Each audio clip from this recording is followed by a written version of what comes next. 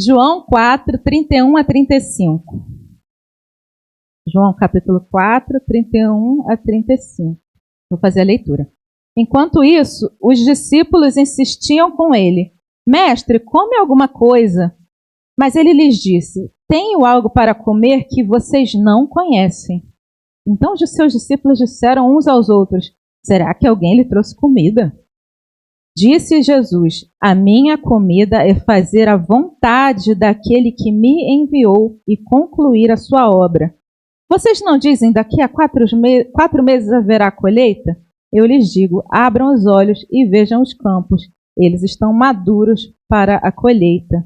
Senhor nosso Deus, nós oramos mais uma vez, pedindo que a Tua palavra fale ao coração de cada um.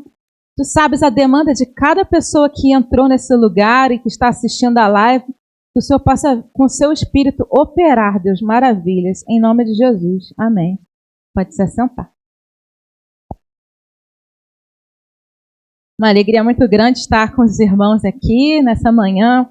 Oportunidade que o pastor Pedro nos concede. Muito honrado. E eu gostaria, esse primeiro momento, essa mensagem ela não vai ser longa, mas eu gostaria de ser bem objetiva. E o nosso Ministério de Louvor já nos ajudou, porque a última canção que foi tocada, se você prestou atenção, ela é justamente o que nós vamos falar hoje, mas eu gostaria de dar alguns enfoques. Então essa passagem, ela é uma passagem conhecida. O capítulo 4 de João é um momento em que Jesus, ele já está ali no seu ministério com seus discípulos, e no primeiro verso vai falar que os judeus ouvem falar que Jesus está batizando mais discípulos do que João Batista. E o texto diz no versículo 2, embora quem batizasse de fato sejam os discípulos. E aí eu já gostaria de dar primeiro destaque. Os discípulos, no início do ministério de Jesus, eles já eram usados, já serviam, eles já eram úteis. Então, meus irmãos, vocês que se batizaram hoje, que se decidiram, você já é útil, você já pode servir a Deus, amém? Você não precisa saber muitas coisas para servir a Deus. Aqueles homens estavam ali, já estavam servindo ao Senhor. E aí, por conta dessa informação, Jesus decide sair da Judéia e voltar para a Galiléia, sua região original. E era ali necessário passar por Samaria. Para aqueles que estão nos visitando e que talvez nunca ouviram essa história, judeus, Jesus e seus discípulos eram judeus, eles tinham animosidade, eles não tinham bom relacionamento, os judeus, com os samaritanos. Porque no passado, quando o reino de Israel se dividiu em reino do norte e do sul, os samaritanos eles se misturaram com outros povos e etc. Então havia uma rixa. Mas eles passaram por aquela região. Jesus, cansado da viagem, para no poço. E ali os seus discípulos vão até a cidade comprar comida e Jesus fica ali. E nesse momento surge uma mulher samaritana, que vem até aquele poço num dia normal, num dia comum, como um dia comum de hoje, talvez que você esteja fazendo rotineiramente vindo à casa do Senhor, mas aquela mulher ali foi àquele poço e Jesus pede a ela: você poderia me dar água a beber? Tudo isso você pode ler depois com calma no texto. E a mulher responde, intrigada: o Senhor judeu está me pedindo água, eu, mulher samaritana. E aí Jesus fala: se você soubesse quem te pede água e quem o dom de Deus e quem está lhe pedindo, você que pediria e ele te daria a água da vida, a água eterna. E eu gostaria de dar o segundo destaque nessa manhã. Talvez você hoje veio a convite de alguém para assistir o batismo, você é amigo, está acompanhando, você não sabe talvez muitas coisas sobre Jesus, só nossa cultura tem muitas informações, mas hoje você tem um encontro especial com Ele. Esse dia Ele separou para você, amém? Assim como Ele separou, Jesus separou tempo para gastar com aquela mulher que seria desprezada em outros contextos. Depois a gente vai ver a história dela, né? Mas talvez você não se sinta capaz, você não se sinta importante. Mas Jesus quer gastar tempo com você, quer saciar não somente a sua sede de coisas naturais. Às vezes as pessoas vêm na igreja buscando coisas naturais, né? Demandas de trabalho, demandas de família. A gente tem demandas naturais, mas Jesus, quando olha para a gente, ele vê o profundo e ele sabe que cada homem e cada mulher na face da terra tem uma necessidade, uma sede que só ele pode saciar. Ele tem água da vida, amém? Ele pode saciar a sua sede hoje, não deixe para amanhã, o dia é hoje. Então esse é o segundo ponto a ressaltar.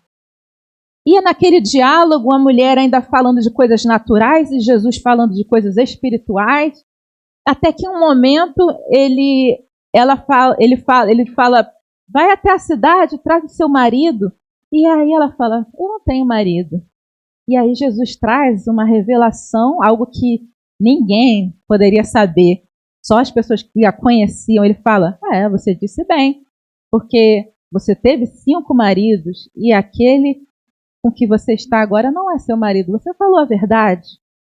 Aquilo foi um clique para ela, porque agora sim ela entendeu. Isso é diferente. Esse homem é diferente. Essa conversa não é só sobre água.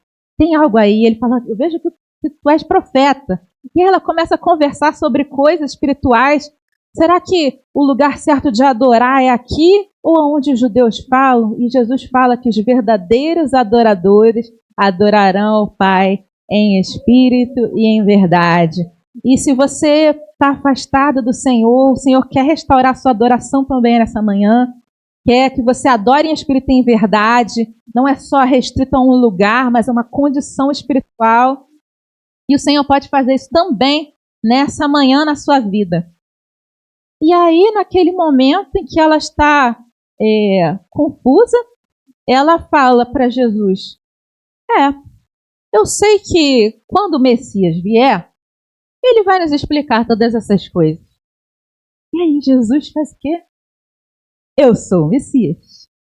Gente, eu acho incrível, porque o Senhor não fez isso muitas vezes para outras pessoas. No diálogo com uma mulher samaritana, que não era uma pessoa bem vista, talvez, na sociedade, ele decide revelar a coisa mais importante, que ele é o chamado ungido de Deus, aquele prometido há muitos anos, e dá para ver no diálogo que ela estava aguardando o Messias, de alguma forma, porque ela diz, quando o Messias vier, ele vai nos explicar. Então, nesse momento, chegam os discípulos. Os discípulos que foram comprar comida estão voltando, e a mulher vai, deixa o seu cântaro e vai até a cidade. Creio eu, só um parênteses, que a cidade em que ela vai, provavelmente é a mesma cidade que os discípulos acabaram de voltar. Compraram comida. Só que quando os discípulos, que já andavam com Jesus, foram até lá, compraram comida, o que mudou naquela cidade? Nada. Porque, às vezes, irmãos, a gente anda tão de forma natural dentro da nossa rotina, no nosso cotidiano, e a gente não percebe que oportunidades espirituais estão ao nosso redor e a gente perde. Então eles foram, compraram comida, voltaram. Mas aquela mulher, ela só sabia aquilo ali que Jesus acabou de falar para ela, e ela vai falar para a cidade toda, olha, eu conheci um homem que falou tudo o que aconteceu na minha vida, será que ele não é o Messias? Esse pequeno testemunho foi suficiente para que aquele povo viesse atrás com ela para ver quem é esse homem que está ali perto do poço falando essas coisas. E o que eu gostaria que a gente ressaltasse nessa manhã são esses versículos que nós lemos aqui, da partir do 31. Enquanto os discípulos voltaram, eles acharam estranho Jesus estar conversando com a mulher, mas eles não perguntam nada. E aí os discípulos oferecem comida para Jesus. Mestre, come, porque estavam cansados da viagem. E Jesus vai falar o quê, irmãos? No 32. Mas ele lhes disse, tenho algo para comer que vocês não conhecem. Então os seus discípulos disseram uns aos outros, será que alguém lhe trouxe comida? Ainda estavam ali no natural, né, irmão? Estavam ali ainda com a peso da comida, né, irmão? Complicada, né? Já estavam ali na comida. Estavam doidos para comer, Jesus não quer comer, como é que a gente vai? Né? Porque eu acho que talvez na cultura ele precisasse que o mestre comesse para que eles comessem também. E Jesus vai falar algo que eu gostaria que a gente pensasse nessa manhã. A minha comida é fazer a vontade daquele que me enviou e concluir a sua obra. Irmãos, se nós tivéssemos isso aqui em mente, esse foco que Jesus tem, a gente faria a nossa rotina muito diferente. Se a fome que Jesus está falando, a minha fome, é fazer a vontade do meu Pai e completar a obra que Ele me chamou para fazer. Se esse fosse o nosso foco, meu Deus, como nós viveríamos diferente? Porque a gente está vivendo muito no natural, irmãos. A gente roda com coisas do dia a dia e estamos perdendo coisas grandiosas que o Senhor quer fazer. É claro, nós ainda estamos nessa terra, ainda tem o natural, mas o Senhor quer fazer mais, amém? Ele quer te usar. Ele quer te usar. Isso aqui que ele falou, eu tenho certeza que ele quer que a gente tenha hoje. Ele quer que a gente tenha esse coração. A minha comida é fazer a vontade do meu Pai e completar a obra que Ele me chamou para fazer. Amém? Se Ele quer, isso é possível, porque é o Espírito Santo que nos capacita. E a gente vê, né, os discípulos assim, mas eu gostaria de concluir essa reflexão inicial lá em Atos, no capítulo 4. Pedro e João, eles estavam ali no contexto que eles foram detidos porque eles curaram um enfermo, né, um homem que tinha problemas de locomoção, ele foi curado e aquilo gerou uma comoção. Pedro pregou, muita gente foi convertida e isso desagradou aos fariseus ali, aos líderes. E aí nesse contexto eles estão respondendo aos fariseus. Pedro e João, porém, responderam: julguem os senhores mesmos, se é justo aos olhos de Deus obedecer aos senhores, em vez de obedecer a Ele, ao Senhor, a Deus. Pois não podemos deixar de falar do que vimos e ouvimos. Olha que diferença.